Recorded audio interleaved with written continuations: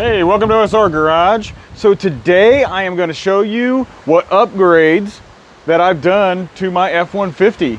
All right, I've had this F-150 for about a year, and it started out just being appearance modifications, but I did make some adjustments to some performance, which was just small, little adjustment, and also some with the handling and the suspension performance. So we're going to go through those today, and I'm going to show you what I did, and I'll have all the links down in the description for all the products if you're interested in getting those. Some of them will be affiliate links, and I do get a little bit of a percentage of that.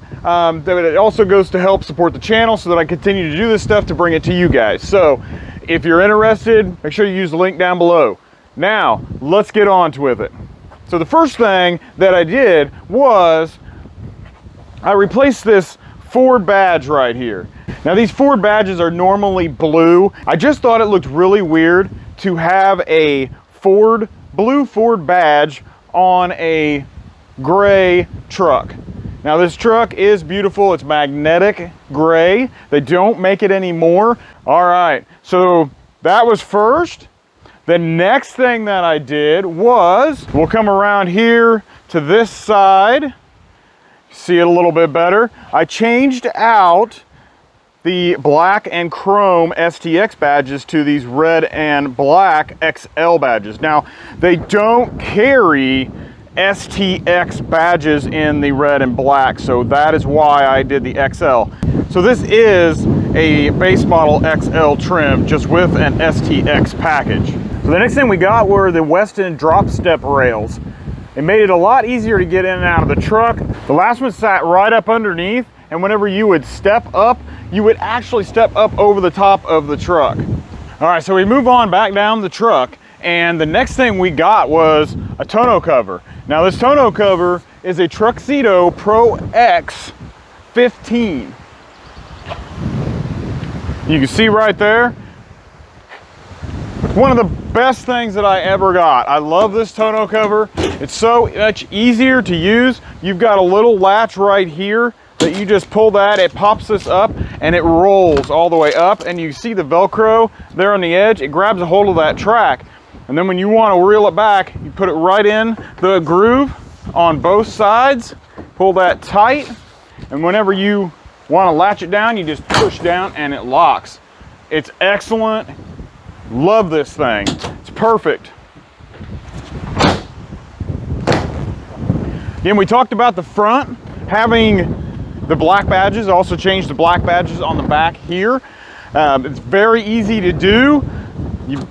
All you have to do is remove these pieces right here, and this panel just lifts up, and then you can just you can get access to the backs of the screws, and they just come through and they just pop out.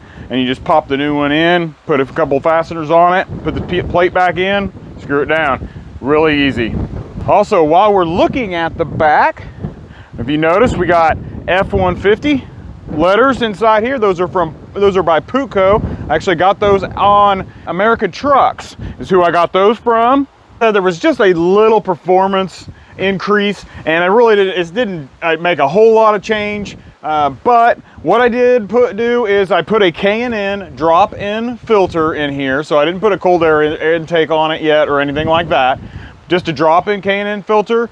So then I got an SCT tuner from 5-Star that has 87, 89, 91, and 93 octane tunes in it. I do have a couple videos from 0 to 60 videos that I did using the tuners with SCT and with the 5-Star tunes.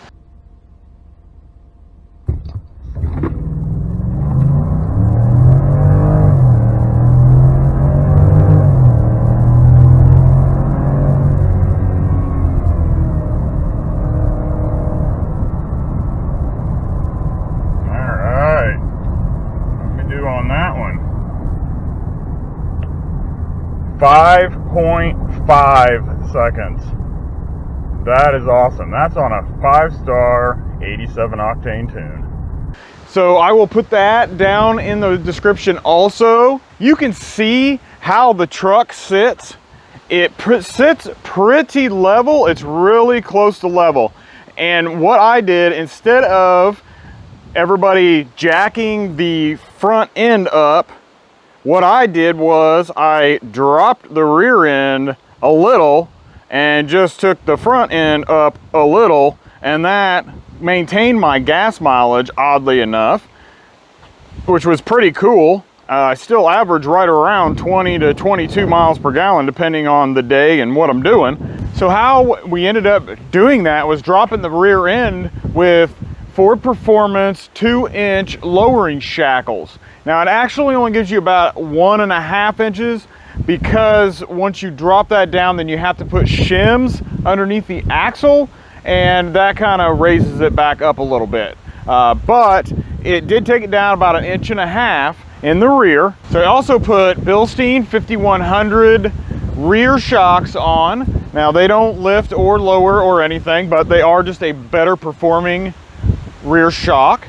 And to raise the front end, we did put the Bilstein 5100 lift shocks in the front, but I only put them on the second setting, which raised it about 1.5 inches. So we went down about 1.5 inches in the back, up 1.5 inches in the front, and that put it at about 1/2 inch to 3/4 off from each other, which makes it still look good when you load the back up. So the other thing that we did for handling of this truck is we installed a rear sway bar. The F-150s don't come with rear sway bars. The Dodge Rams do, and that's probably why they have a lot better ride. But it does now have a rear sway bar, and let's get down there and see if we can see that.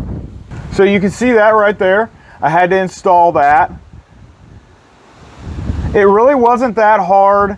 You know, it bolts right onto the axle right there, and then up front it just hooks in. Go around to the side here. You can see right there, it just kind of goes up inside right here. There's a little hanger thing right here that goes through, and then it just goes up and bolts into that.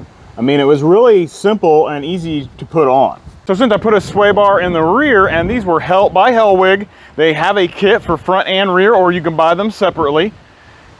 I went ahead and replaced the one in the front, because why not? Don't you want to have better handling in the front?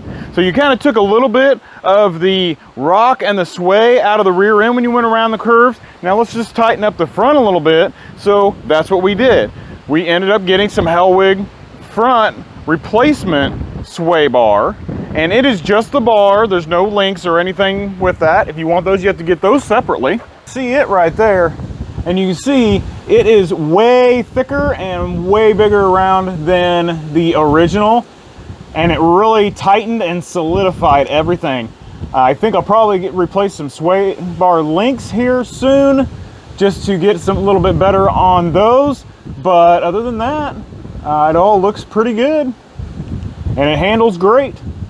That's all I've got for you guys today. Thanks for joining me. Make sure you subscribe if you want to see some more stuff on the F-150. And I will see you later.